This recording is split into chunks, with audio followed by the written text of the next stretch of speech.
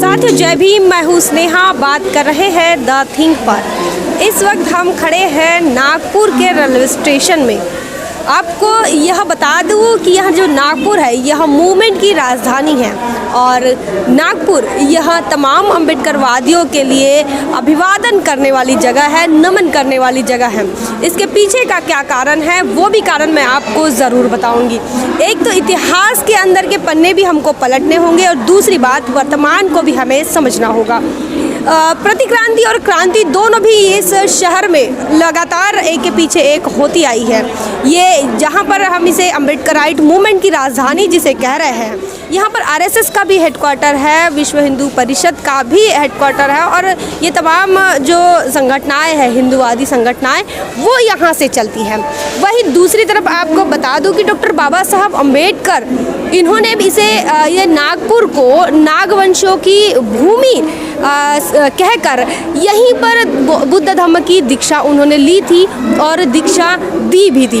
1956 को डॉक्टर बाबा साहब अम्बेडकर हिंदू धर्म को छोड़कर बौद्ध धर्म का स्वीकार करते हैं। वो भूमि कौन सी है? वो भूमि यही है, नागपुर की नाग भूमि, जिसे दीक्षा भूमि कहा जाता है। दीक्षा भूमि नागपुर रेलवे स्टेशन से ज़्यादा दूर के अंतराल पर नहीं है। आप अगर नागपुर तरफ आते हैं तो दीक्षा भूमि को आप ज़रूर विजिट करें, यहाँ से आपको प्रेरणा मिलती है। वही यह जो नागपुर शहर है वो नाग नदी के किनारे बसा है और वो नाग नदी उसका नाम इसलिए पड़ा क्योंकि यहाँ पर जो रहने वाले लोग थे वो नागवंशीय थे, मूल निवासी थे और नागवंशीय थे। साथ ही वो बुद्धिस्ट कल्चर को, बुद्धिस्ट परंपरा को मानने वाले, बुद्धिस्ट परंपरा को सजाने वाले वो तमाम लोग थे और इसीलिए ये नागवंशियों की नागभूमि है। इसका एक और सबूत हम आपको बता दें, महानगर पालिका जो है नागपुर की, उसका जो सिंबल है वो टोटेम, जो नाग का टोटेम है, जो भूमि है, ये डॉक्टर बाबा साहब अम्बेडकर इनके जीवन से जुड़ी भी है। इसको डॉक्टर बाबा साहब अम्बेडकर इनका सहवास जो है वो इस भूमि को मिला है। डॉक्टर बाबा साहब अम्बेडकर का यह सामाजिक क्षेत्र रहा है, यही राजनीतिक क्षेत्र भी रहा है, साथ ही धार्मिक क्षेत्र भी रहा है। उनकी कर्मभूमि यह नागपुर रही है। जिस प्रकार हम बाबा साहब का नाम लेते हैं तो उनके साथ साथ वो मूलतः कोकण के तरफ के रहने वाले रहे, लेकिन उनकी जो कर्मभूमि मुंबई रही है, औरंगाबाद रही है, उसी प्रकार नागपुर भी यह एक बहुत महत्वपूर्ण जगह है। यहाँ पर एससी और एसटी, दलित, आदिवासी, इनकी जनसंख्या बहुत ज़्यादा मात्रा में है और इसी वजह से यहाँ पर जो मूवमेंट है, फुले शाहू बाबा साहब मूवमेंट है, ये काफ़ी स्ट्रॉन्ग आपको नज़र आएगी और यह चीज़ आपको राजनीतिक परिवेश में भी नज़र आएगी।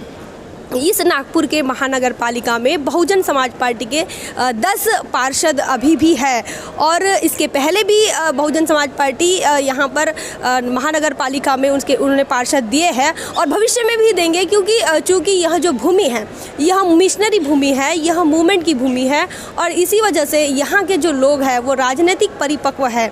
यहाँ के लोग जो है वो सामाजिक और धार्मिक रूप में भी परिपक्व है। एक पॉलिटिकल और सोशल मैच्योरिटी यहाँ के तमाम एससी एसटी में आपको नजर आएगी। 1942 में डॉक्टर बाबा साहब अम्बेडकर इन्होंने यहाँ पर शेड्यूल कास्ट फेडरेशन का अधिवेशन भी लिया था और वहाँ तमाम उस अधिवेशन से यह समझ में आता है कि डॉक्टर बाबा साहब अम्बेडकर नागपुर को भी अपने मिशन के, अपने मूवमेंट की एक स्पेशल जगह मानते थे और यहाँ के लोगों पर बाबा साहब का काफ़ी प्रभाव यहाँ पर नज़र आता है। इसके साथ साथ एक बात और उल्लेखनीय है कि यहाँ पर आरएसएस का हेडक्वार्टर है और यहाँ पर हिंदूवादी संगठन भी काफ़ी मजबूती से दिखाई देती है। और लेकिन कंट्रोवर्सी जो है, वैचारिक कंट्रोवर्सी जो यहाँ पर क्रांति, प्रतिक्रांति, अम्बेडकरवादी और हिंदूवादी, इन तमाम संगठनों का वैचारिक कंट्रोवर्सी हमको नज़र आती है।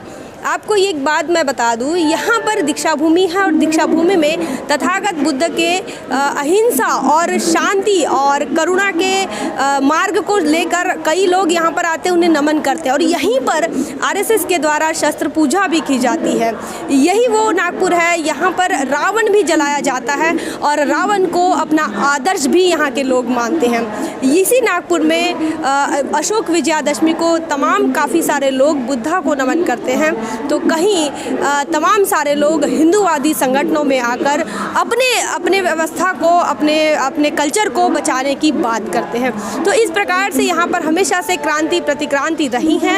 ये ऐतिहासिक भूमि में मतलब नागवंशियों की इस ऐतिहासिक भूमि में नागवंशियों को खत्म करने का एक षड्यंत्र मनुवादी व्यवस्था के द्वारा लगातार चलते आया है। लेकिन यहाँ पर जो नागवंशी है वो एक वैचारिक उनकी पार्श्वभूमि बैकग्राउंड होने के कारण वो भी इन हिंदूवादी संगठनों को जो है वो अच्छा खासा जवाब देते आए हैं, चाहे वो फिर राजनीतिक तरीके से कहो, चाहे फिर वो सामाजिक तरीके से कहो, या फिर धार्मिक आंदोलन के माध्यम से कहो। ऐतिहासिक विचारों को यह संभाल कर रखता है, ऐतिहासिक बातों को यहाँ पर टच करते हैं और इसीलिए नागपुर हमारे लिए हमेशा अभिमान है, गौरव की बात रही है।